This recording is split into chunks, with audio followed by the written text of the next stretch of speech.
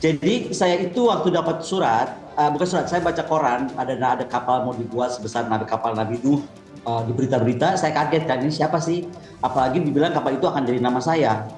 Hmm. Terus terang, menurut saya nggak sopan gitu, orang memberi nama kapal tanpa izin atau memberi nama saya untuk gedung juga tanpa izin, ya saya pasti nggak berkenan. Jadi saya tuh nggak pernah kenal Pak Panji Gumilang, nggak pernah tahu juga Pak Panji Gumilang.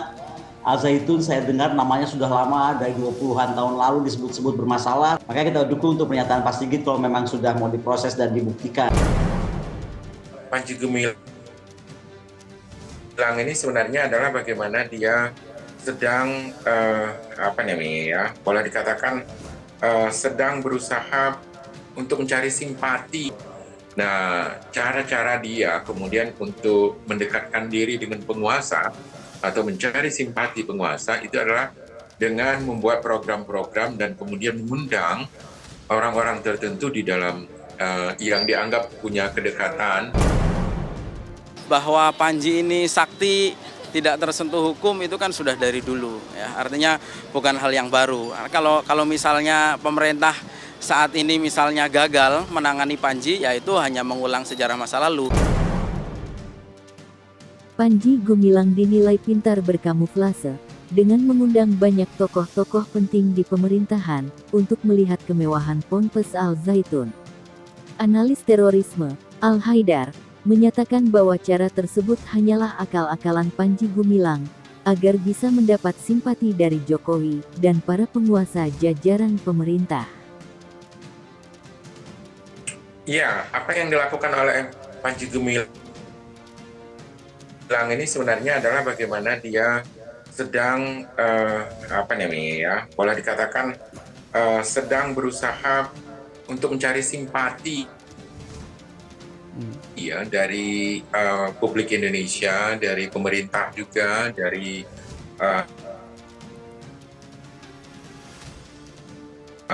lembaga-lembaga memberi pada Al Zaitun ya. Tidak hanya kepada Al Zaitun saja sebenarnya, karena dia memiliki banyak usaha ya. Al Zaitun itu hanyalah pesantrennya saja, yaitu yang ada di Indramayu, tapi juga ada peternakan sapi, kemudian ada juga pertanian padi, gandum, kemudian juga ada perikanan. Nah, usaha perikanan yang tadinya perikanan darat itu diperluas menjadi ke perikanan laut, dan untuk perikanan laut itu dibutuhkan adanya armada laut. Jadi ya program dia itu sebenarnya tidak hanya untuk sekedar mendapatkan hasil dari perikanan tersebut, tapi karena dia tahu sekali bahwa rezim sekarang yaitu Jokowi itu sedang memiliki program tol laut. Nah, cara-cara dia kemudian untuk mendekatkan diri dengan penguasa atau mencari simpati penguasa itu adalah dengan membuat program-program dan kemudian mengundang orang-orang tertentu di dalam yang dianggap punya kedekatan secara simbolik dengan negara, dengan kekuasaan, untuk kemudian mengendorse usaha-usaha ataupun program-program yang sedang dia lakukan. Jadi kalau kemudian dia mendengar adanya program tol laut dari Jokowi, maka dia akan mencoba mendekatinya dengan cara ini, yaitu membuat kapal ya.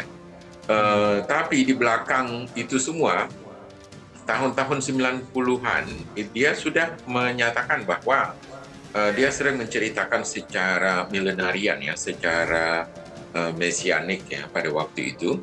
Dia menyatakan bahwa karena kepercayaan ideologi Isa Bugisnya itu yang sangat kuat, bahwa kita adalah negara dengan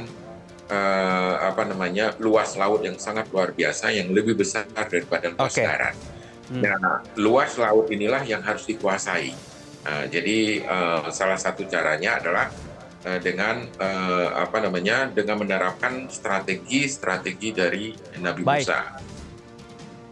Menurut M. Najih, dukungan dari para tokoh tersebut tidaklah murni, ada makna terselubung di balik dukungan tersebut. Saya kira dukungan-dukungan ini kan tidak alami ya. Artinya sebagaimana sejarah Al-Zaitun sendiri yang penuh dengan teka-teki dan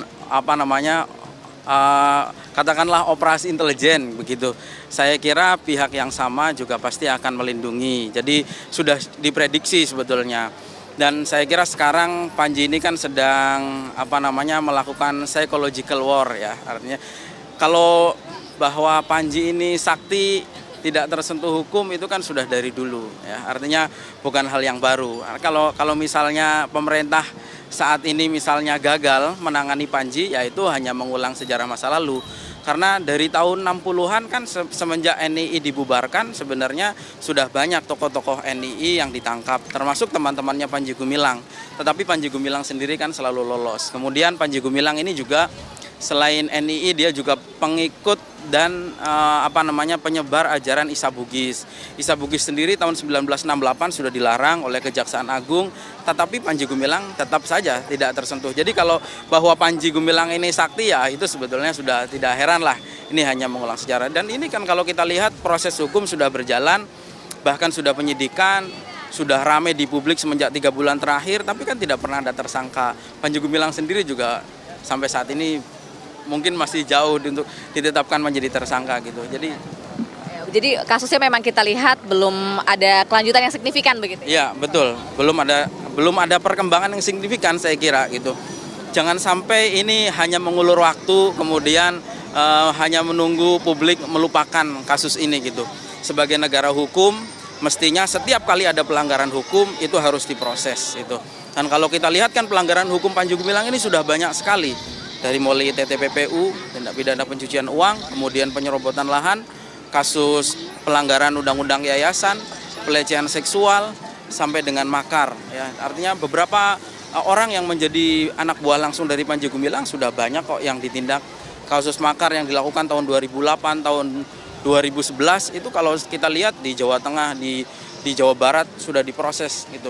Artinya ini kita tinggal menagih komitmen pemerintah untuk menyelesaikan kasus ini. Jangan sampai ini menjadi bom waktu berlarut-larut, jangan sampai hit and run gitu. Sudah tak asing lagi jika Al-Zaitun terus mendapat dukungan dari para tokoh yang memiliki kekuasaan dari pemerintahan. Terbaru, Panji Gumilang mengundang Koni Bakri sebagai pengamat militer untuk menjadi salah satu tokoh yang ikut memeriahkan perayaan besar 1 Muharram di Al-Zaitun.